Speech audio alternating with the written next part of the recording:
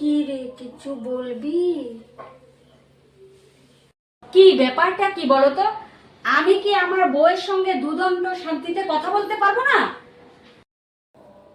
ও মা, তুই তোর বউয়ের সঙ্গে কথা বলবি, আমি বাধা দেওয়ার কে? তবে বারবার ডেকে পাঠাচ্ছ কেন? আসলে কি বলতো, তোর দাদার কারখানায় যেতে দেরি হয়ে যাচ্ছিল, তো তাই ওকে আমি ডেকে পাঠাচ্ছিলাম। ঘোড়া দেখলেই তোমরা খোড়া হয়ে যাও কেন?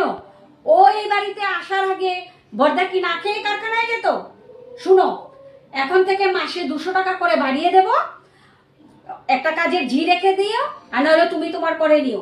স্বপ্না আর রান্নাঘরে আসবে না, স্বপ্নাকে আর রান্নাঘরে ডাকবে না। তবে বৌমা কি তোকে কিছু এ ব্যাপারে বলেছে? কথা কি মুখে বলতে হবে? তুমি বুঝে নিতে পারো না? কি করে বুঝবো বল দেখিনি? বৌমা তো ও বাড়িতে উনুনেই রান্না করতো।